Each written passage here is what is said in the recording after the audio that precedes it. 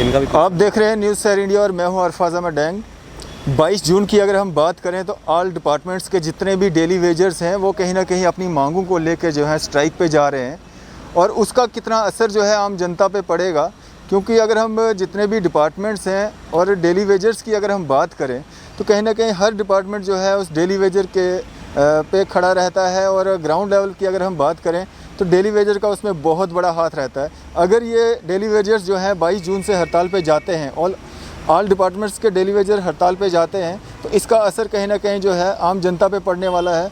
अगर बिजली सप्लाई की हम बात करें, पीएचई सप्लाई की बात करें और बाकी अदर्स डिपार्टमेंट की बात करें तो कहीं ना कहीं जो है लोगों को काफ़ी परेशानियों का सामना करना पड़ेगा और एडमिनिस्ट्रेशन को कहीं ना कहीं इन सब चीज़ों के लिए जो है तैयार रहना पड़ेगा।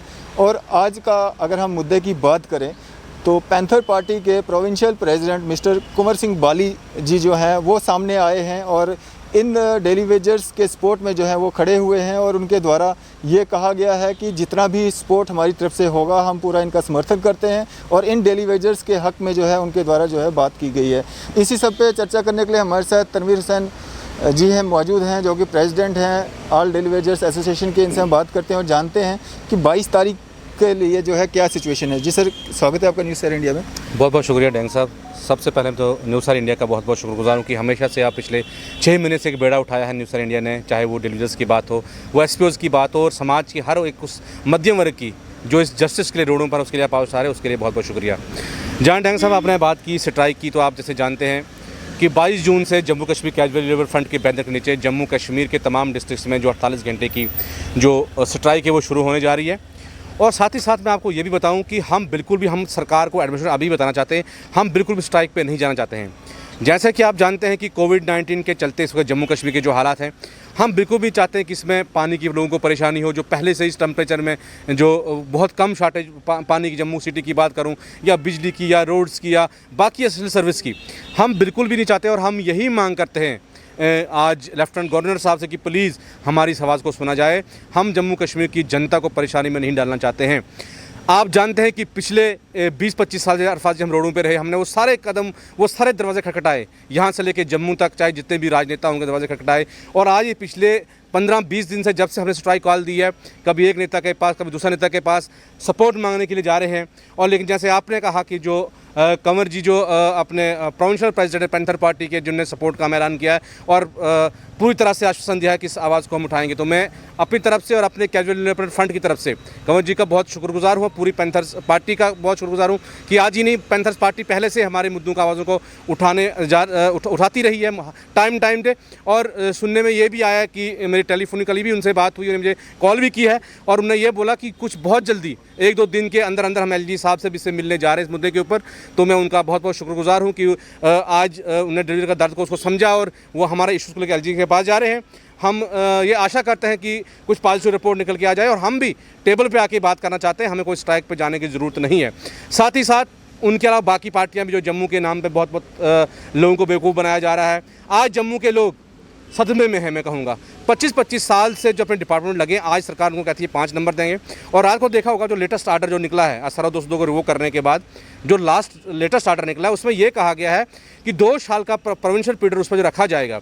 उसके बाद ये कहा गया है सर कि अगर वो उसके दौरान वो ट्रेनिंग जो पूरी करता है उसके बाद ही उसको जॉब को रेगुलर किया जाएगा, नहीं तो गवर्नमेंट के पास इख्तियार होगा कि 2 साल के प्रोफेशनल पीरियड को उसको और जो है लगाया जाएगा। तो कहीं ना कहीं ये जम्मू कश्मीर के युवा के साथ, यहाँ के अनएम्प्लॉयमेंट के साथ, यहाँ के छोटे मुलाजिम तबके के साथ ये बहुत बड़ा भद्दा मजाक है जिसको Jammu Kashmir casual labour front सिरे से खारिज करती है। और इसके लिए पहले से ही जो हमने आवाज़ जो उठाई है पूरे जम्मू कश्मीर में 22 तारीख से फेज़ 1 जिसका नाम हम दिया स्ट्राइक का लॉकडाउन 1, डिलीवरी सबसे लॉकडाउन किए जाएंगे, office pen down tool down strike की जाएगी और पूरा जो सिस्टम है उसको 48 घंटों के लिए चक्कों को जाम किया जाएगा और उसकी जिम्मेदारी केवल यहाँ की एडमिनिस्ट्रेशन की रहेगी। और दूसरी बात मैं ये कहूँगा, इक्वल वर्क और इक्वल पे आज सुप्रीम कोर्ट की डायरेक्शन है। मुझे ये बताइए सर कि जम्मू कश्मीर में उस आर्डर की धज्जियाँ क्यों उड़ाई जा रही हैं? आज अगर आप देखेंगे दिल्ली में मिनिमम वेज का रेट मिल रहा है चंडीगढ़ में मिल रहा है। ठीक है, हम जानते हैं कि जम्मू कश्मीर के साथ साथ पूरा हिंदुस्तान में कोविड-19 चल रहा है, कंट्री हमारी इस जगह जो है बहुत मुश्किल हालात से गुजर रही है, लेकिन कम से कम मिनिमम वेज एक्ट तो वो दे सकते हैं हमें यहाँ पे, जो मिनिमम वेज है।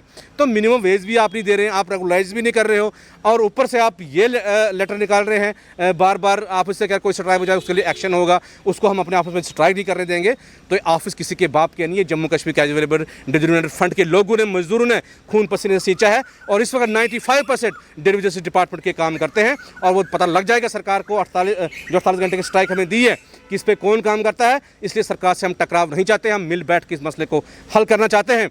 अगर कहीं सरकार ने हमारे इन मुद्दों को हल नहीं किया अरफात साहब, आगे बहुत बड़ी जो है आंदोलन है उसको जम्मू कश्मीर की एडमिनिस्ट्रेशन जहां दावत दे रही है, और आगे यहाँ के हालात ख़राब होंगे उसकी जिम्मेदारी यहाँ की एडमिनिस्ट्रेशन और यहाँ पॉलिटिशियन लोगों की रहेगी। तो सर, अगर बात की जाए जिस तरह से कोविड-19 चल रहा है, तो तरीका क्या रहेगा प्रोटेस्ट का? जिस तरह से आप गैदरिंग वगैरह के लिए जो है बनाई है, तो तरीका क्या रहेगा? देखिए, सबसे पहले तो हम जो भी गाइडलाइंस होंगे डिप्टी कमिश्नर्स की या SOPs जो भी होंगी, उनको पूरा फॉलोअप किया जाएगा, उनका पूरा ख्याल रखा जाएगा, और कोशिश रहेगी हमारी कि हर ऑफिस में अपने स्टेशन पे साथ ही बैठें, वहाँ से जो अपनी लाख जो ऑफिस को करेंगे उसका फोटो वायरल करें मीडिया में, और साथ ही साथ अपनी 2-2 मिनट का जो दुख तकलीफ है उसको भी वायरल करें सोशल मीडिया पे, और जहाँ तक बाकी मीडिया पहुँच सकता है वहाँ मीडिया भी पहुँचेगा। तो हम आपको भी अपील करते हैं कि पहले से भी कवरेज दे रहे हैं, तो बाकी मीडिया को भी आपके ज़रिए कि उस दिन कवरेज हर जगह दी जाएगी, क्योंकि खास करके हम जो है SOPs को और रूल के बाहर कभी भी हमारी एसोसिएशन आज तक नहीं गई है।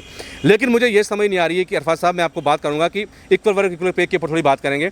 अगर सपोज़ कीजिए मैं एक IHI ट्रेंड इलेक्ट्रिशियन हूँ, मैं एक काम करता हूँ, मेरा साथी भी वही काम परमानेंट करता है, उसको उसी काम का 50,000 रुपये दिया जा रहा है, और वो ड्यूटी पे भी आ रही है, और मैं भी वही काम कर रहा हूँ, मुझे 6,000 दिया जा रहा है, वो भी साल में 3 या 4 बार। ये कहाँ का इंसाफ है? एक हमारे जर्नलिस्ट से बहुत अच्छी एग्जाम्पल उन्होंने इसके ऊपर जो है एक्सेप्ट की थी। 2 बच्चे लाए उन्हें एक बच्चे को कहा कि बेटा आप 1 to लेके 5 तक काउंटिंग सुनाओ, और दूसरे बच्चे को बोला कि आप भी 1 to 5 तक जो है आप काउंटिंग सुनाओ। तो दोनों बच्चों ने अरफात साहब 1 to 5 काउंटिंग सुनाई। फिर उसने क्या किया कि एक बिस्किट का पैकेट एक को दिया और एक बिस्किट दूसरे को दिया। तो दूसरा बोलता कि अंकल आपने जो कहा था कि 1 to 5 मैंने भी सुनाया और उसने भी सुनाया, इसको एक बिस्किट पूरा क्यों, मुझे एक बिस्किट क्यों? तो एक बहुत बड़ी एग्जांपल सेट होती है कि यार वही काम अगर मैं भी कर रहा हूँ, वही दूसरा साथी भी कर रहा है, तो हमारे साथ इंसाफ क्यों नहीं हो रहा है? हमारे साथियों ने कितने जाने दी है, कितने रिटायर हो चुके हैं, कितने रिटायर पे होने वाले हैं, और ह्यूमन राइट्स की धज्जियाँ उड़ाई जा रही हैं और कोई बात करने के लिए तैयार नहीं है। और नारा ये है कि सबका साथ और सबका विश्वास। कहाँ आप विश्वास जोड़ पा रहे हो जम्मू कश्मीर के लोगों का? कहाँ एम्प्लॉयज़ का विश्वास देख पा रहे हो? और कुछ भाजपा का लीडर आपने देखोगा बयान पीछे बाजू उनकी कि आधे घंटे वाल खोलते हैं। तो मैं उनको बताना चाहता हूँ कि वही लोग थे जो धरने पे 2014 मेरे पास आए थे, वो डिप्टी निर्मल सिंह जी हूँ, बाकी सुनील जी हूँ, बाकी जितने भी साथी हैं, और उन्होंने मुझे जूस पिलाए थे। उन्होंने कहा था जम्मू कश्मीर में भारतीय जनता पार्टी की सरकार आएगी, हम आपके लिए कम्प्रिहेंसिव रिक्रूटमेंट पॉलिसी लाएंगे, और आपको जो कांग्रेस वाले हिल कॉन्फ्रेंस आपको बहुत धोखा दिया है, हम आपके लिए इंसाफ करेंगे। तो आज का ये इंसाफ हमारे साथ कर रहे हैं कि आज वो 1 घंटे के वाल खोलते हैं। हम इसको सिरे से कंडम करते हैं, यहाँ की पॉलिसीज़ को, और जो नारा दिया है प्रधानमंत्री ने सबका साथ सबका विश्वास, और प्रधानमंत्री के जो विश्वास है उसको भी ये ठेस पहुँचा रहे हैं। इसलिए मेरी अपील है यहाँ के तमाम पॉलिटिकल लीडर से, मैं एक पार्टी को यहाँ निशाना नहीं बनाना चाहूँगा, यहाँ जितनी भी main stream political party Jammu Kashmir में है, मैं वेलकम करता हूँ। पैंथर्स पार्टी जो सामने पहले भी और आज भी उन्हें सपोर्ट करने का फैसला किया, मैं उसका वेलकम करता हूँ। मैं से नेशनल कॉन्फ्रेंस से, कांग्रेस से, भाजपा से, PDP से, और भी यहाँ अपनी पार्टी जितनी भी पार्टियाँ जम्मू कश्मीर में मेन स्ट्रीम पॉलिटिकल पार्टियाँ हैं, उनसे ये अपील करता हूँ आप भी हमारे लोगों के लिए सामने आए। नहीं तो जब इलेक्शन यहाँ पे होंगे, आपने देखा होगा अरफात साहब दिल्ली में कहीं सुलह साफ हुआ है, कहीं ये ना हो कि जम्मू कश्मीर में एक नई यहाँ युवा क्रांति जागे। यहाँ के यही 60,000 लोग हैं जिनको गाड़ियों में बिठाते हैं और जहाज़ों में उड़ाते हैं। कल को ये ना हो कि जम्मू कश्मीर में एक बहुत बड़ा आंदोलन यहाँ हो और इन लोगों की कुर्सियाँ जो होंगी लखनपुर के पार, और एक नया निज़ाम जो जम्मू कश्मीर सेटअप होगा। तनवीर साहब, जिस तरह से आप 22 जून की स्ट्राइक की कॉल दे रहे हैं, तो कहीं ना कहीं उसका असर जितना भी है आम जनता पे पड़ने वाला है, तो आम जनता के लिए क्या मैसेज देना चाहेंगे? देखिए अरफात जी, मैं बार बार ये बोलता हूँ कि आम जनता को हम बिल्कुल परेशान नहीं करना चाहते हैं, और हम भी एक आम जनता का हिस्सा हैं। हम कोई बाहर से नहीं आए हैं। जब सुबह सर हम निकलते हैं 4 बजे पानी खोलने के लिए, बिजली देने के लिए, रात को 1 बजे जेई फ़ोन करता है हमारे लाइनमैन को, वो बिजली लगाता है। हम मोटर का है सड़क, हम रात को हमारे साथी वहाँ पे जाते हैं, उसको ड्यूटी करते हैं। और हम ये सर ये नहीं देखते कि हमारे बच्चों के लिए सुबह ब्रेकफास्ट उनके लिए है कि नहीं है, हमारे बच्चों के लिए स्कूल जा रहा है उसके पास लंच हमें साथ है कि नहीं है। हम अपनी जानों को खेल के पानी पिलाते हैं लोगों को, और लोगों को भी चाहिए, जम्मू की जनता से भी मेरी हाथ जोड़ के अपील है आपके चैनल के जरिए कि प्लीज़ वो भी हमारा सपोर्ट करें, क्योंकि हमारे बच्चों को स्कूल से बाहर निकाला जा रहा है। इस वक्त ऑनलाइन क्लासेस चल रही हैं, ऐसे भी साथियों के फ़ोन आ रहे हैं कि जब हमें रिचार्ज भी नहीं है, हम ऑनलाइन बच्चों को कैसे पढ़ाऊँ। तो जो बहुत बड़े दावे राइट टू एजुकेशन की बातें होते हैं, बेटी पढ़ाओ और बेटी बचाओ। अरफात साहब, हमारी बेटी तो भूख से मर रही है, हमने बेटी बचानी कहाँ से है? तो दुख से कहना पड़ रहा है कि 75 साल आज हम उस देश में जी रहे हैं जिसको अंग्रेज़ों ने छोड़ा, वो अंग्रेज़ तो चले गए, लेकिन आज जिनके गुलाम है वो यहीं के कोई दूर के पॉलिटिशियन, अपने लोगों के हाथ से चुने हुए एडमिनिस्ट्रेशन के लोग, अपने हाथ से चुने हुए पॉलिटिशियन लोग, जो हमारे ऊपर जो है ये बात कह रहे हैं कि आपको 5 नंबर दिए जाएंगे, आपको 10 नंबर दिए जाएंगे। अंग्रेज़ चले गए थे, लेकिन अपनी पॉलिसी जो यहाँ पे हिंदुस्तान में छोड़ के चले गए थे। तो मैं पूछना चाहता हूँ, क्या महात्मा गांधी, राष्ट्रपिता महात्मा गांधी ने इसी भारत का सपना देखा था, इसी देश का सपना देखा था कि जहाँ आज उनके बच्चे भूख से मर रहे हैं, जहाँ ईद पे हम रोडों पे रहे और आज दिवाली के दिन रोडों पे रहे, हमने ऐसे जो सिस्टम तंत्र को क्या करना है? अगर यही डेमोक्रेसी है तो हमें इस डेमोक्रेसी की ज़रूरत नहीं है। यहाँ पे कोई गवर्नमेंट पॉलिटिकल सेटअप की कोई ज़रूरत नहीं है। अगर हमें लड़के ही अपनी सैलरी लेनी है, लड़के ही हमने अपना हक लेना है, तो जब लड़के सब कुछ लेना है तो यहाँ किसी भी लीडर्स का कोई भी नहीं वो क्लेम बनता कि हम पे इलेक्शन लड़ें। इसलिए मेरी अपील है कि हमारा सपोर्ट दीजिए, हमारा साथ दीजिए, नहीं तो आने वाले वक्त में इन लोगों के रास्ते भी जो होंगे वो बहुत मुश्किल होंगे। चलिए, शुक्रिया सर मेरे से बात करने के लिए। तो और कहीं ना कहीं जो ये 22 तारीख की जो स्ट्राइक है उसका असर जो है आम जनता पे पड़ने वाला है, और एडमिनिस्ट्रेशन को चाहिए कहीं ना कहीं उस असर जो आम जनता पे पड़ने वाला है उससे पहले जो है इनकी तरफ भी जो है ध्यान दिया जाए, इनकी मांगों को जो है अनसुना ना किया जाए।